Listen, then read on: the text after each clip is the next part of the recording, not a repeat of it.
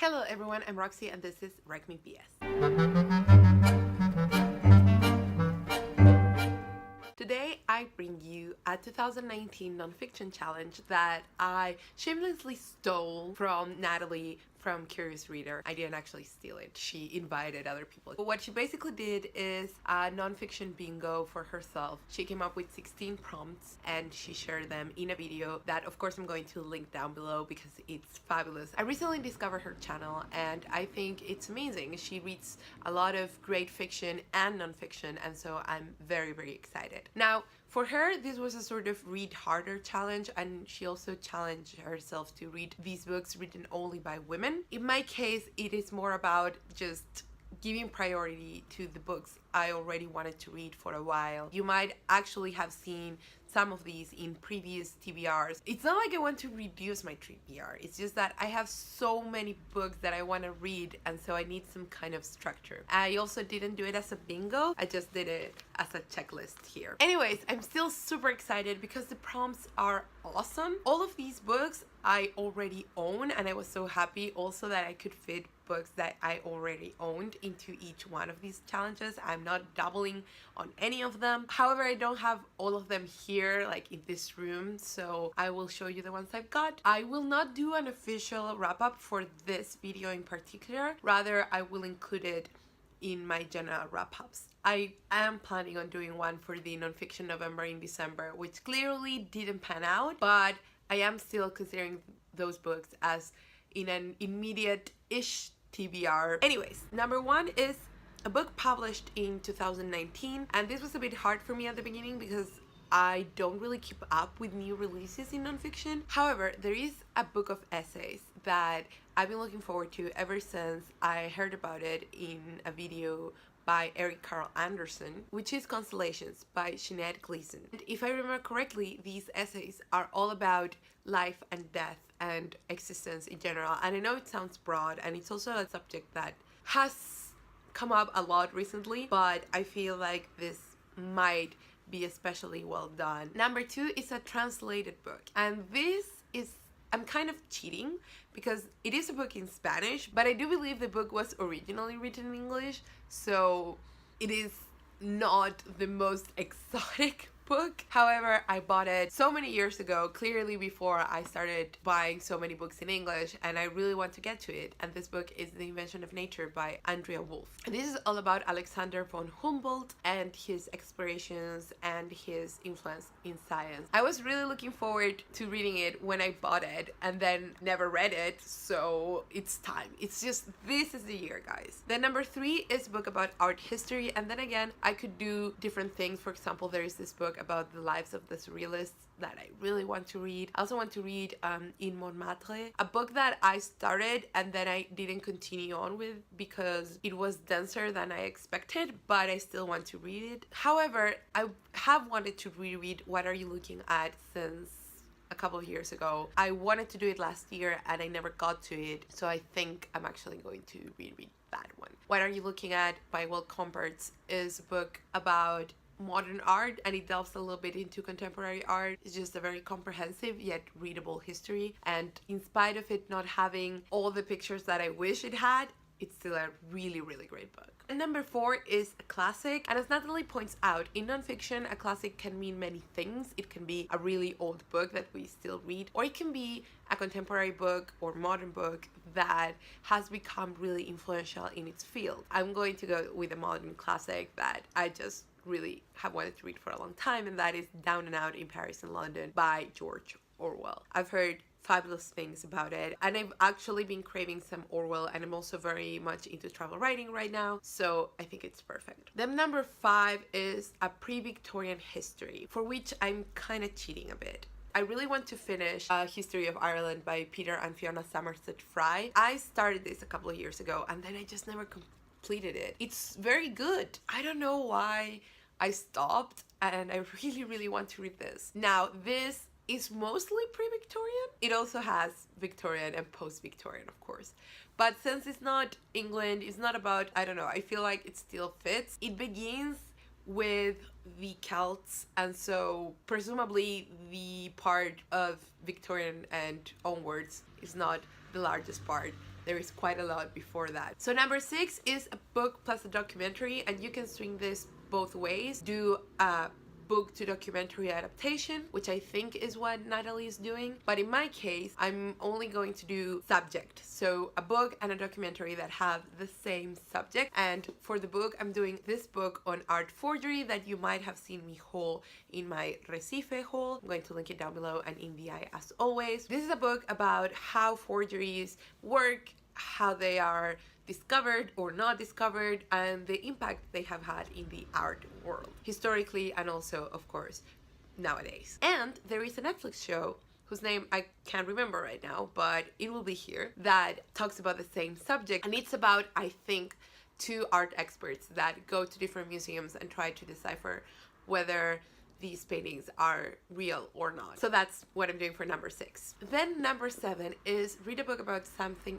extraordinary. Of course, this is very subjective and open to interpretation, but in my case, I'm choosing Lost in Math, which is a book I got recently. You might have seen it on my Bookstagram. I'm going to leave the link down below. I do stories with my mini hauls. The tagline for this is how beauty leads physics astray, and it's basically how this completely ideological notion that equations and solutions in regards to the origin of the universe need to be beautiful, elegant, and simple are actually working against science. Of course, I don't know much about math, but I watched an interview for this one, and the author seemed to talk more about the impact and the philosophy of it rather than the math, which I'm really counting on, because if not, I'm not going to understand this book at all. But I'm very, very excited, and every time I think about reading it, it feels exciting. So anyways, I feel like all of this is pretty extraordinary. Number 8 is do either a book about sports or food. I have a sports book, Apollo's Angels by Jennifer Homans, and this is a history of ballet. You might already have seen this because I've talked about it in a couple of wrap-up / currently reading videos. I'm like 100 pages in or so, and it's fascinating. The 9th debut writer, and this also had me panic because I never pay attention to those things. I know I should, but I really, really don't. But then I remember I was actually reading a book that is the author's first book, and that is Educated by Tara Westover. If you don't know what this is about, you are surely new on booktube. This is a memoir, a woman who grew up in a very, very religious family. They were basically survivalists because her dad was always preparing for the end of the world, and somehow she managed to go to university in spite of not having been to a school at all, and then she managed to go to Cambridge, and she's now a doctor in history. That is crazy. And reading this, I'm so angry for everything she had to go through. I'm about to finish this. This is what I've been reading, so I really want to talk about it, but wait for my wrap up. I'm definitely going to talk about that book there. Then a popular science book, and I have tons of those that I could read because I love pop science, but I'm going to go with I Contain Multitudes by Ed Yong. This is a book that I've wanted to read for a while. It's about all the bacteria that live in our bodies and what they do, basically. So it's very fascinating, but also I've heard particularly good things about this book. It's supposed to be written in a very readable yet comprehensive way, which is my favorite balance. Then number 11 is read a book about a place you'd like to go. I'll do you one better. And instead of just one place I want to go, what about a myriad of places I want to go? This is Among the Cities by John Morris, and you may recognize the name because I hold a book about Venice by the same author. This, however, I checked out from my library. I was literally leaving my library one night. Yes, it was night, it was about to close, and I just stumbled upon this. It talks about so many different places like Vienna, Sydney, Singapore, Puerto Montt, which is Chile, my home country, and Bath. So many different places with the objective of sort of mapping cities and how cities are so similar everywhere but also so different. This book sounds fascinating and it's full of places I'd like to visit. Number 12 is a book published by University Press. Once again, tons of options, but I went with Between Women by Sharon Marcus. It basically tackles homosocial and homoerotic relationships. Some of those are romantic and some of those, of course, aren't. Between Women. I am in love with this idea. I've already started this book. I've mentioned it a lot. I'm like 30 pages in. And it's fascinating, but it is not super academic, but it is published by a university press. So the tone it is a little bit more formal. It has citations and all of those things, which is great. But when you're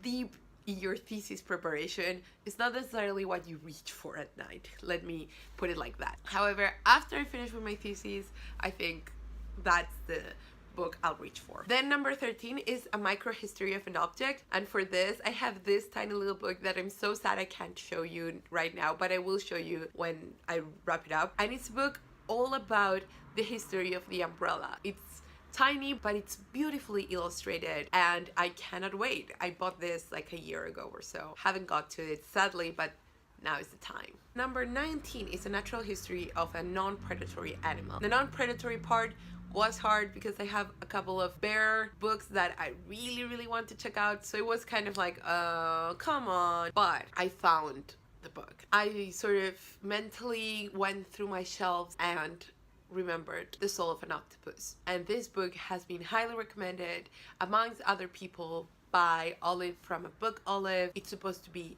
amazing and it's about the octopus, so it fulfills the role. But also it's about consciousness. Then number 15 is a book about something ordinary instead of extraordinary. I chose for this one A Philosophy of Walking by Frederick Gross. This was also on my nonfiction November and December TBR, and I started it and never continued. Oh, and it has a great bookmark from the British Library. Anyways, this is about walking through the ages. What does it mean according to different philosophies, and what does it mean for our modern world? The reason I stopped reading it at the time, just because I was taking a lot of notes on it and I was highlighting a lot, which is great, but that meant that if I was lying down while reading it, it kind of complicated the reading experience, and that's why I didn't continue with it, which is ridiculous, but you know, it happened. And it's actually also translated, but I'm still going with The Invention of Nature for the translated one. The last one is a biography of an inspiring woman. So I have two options. I actually have more. I'm torn between considering The Secret Sisterhood a biography, which is technically not, but it does talk about 4 friendships between 8 different women, all of which are inspiring. We have Jane Austen, Catherine Mansfield, Virginia Woolf, Charlotte Bronte. That is one option. But I'm also planning on reading Gentleman Jack, the story of Anne Lister, who was a woman that I don't remember in which period. I want to say Victorian, but that might not be true. She lived as a man because she was a lesbian. I found out about this book relatively recently, which is interesting because it's been around for a while and it's being turned into a series. The only thing I know is that a big part of the book's research was focused on Annie's diaries, which were extremely explicit, and at the time of her death, they were banned from publication, and then they were sort of rediscovered, I think, because they were buried or something. I'm not clear on the details, but you know, any woman who is strong enough to pursue her sexuality and to make something out of herself in spite of all the social constraints is a hero. So I really want to read this book. I want to read both these books this year, so maybe it doesn't really matter. But anyways, those are my options. That is it. I hope you enjoyed this video. If you enjoyed it, please give it a thumbs up, please subscribe, and comment. Are you joining, or would you like to do maybe 1 or 2 challenges? What books do you want to read? Have you read any or all of these books, and what do you think? Whatever you want to comment down below and let me know. See you next time.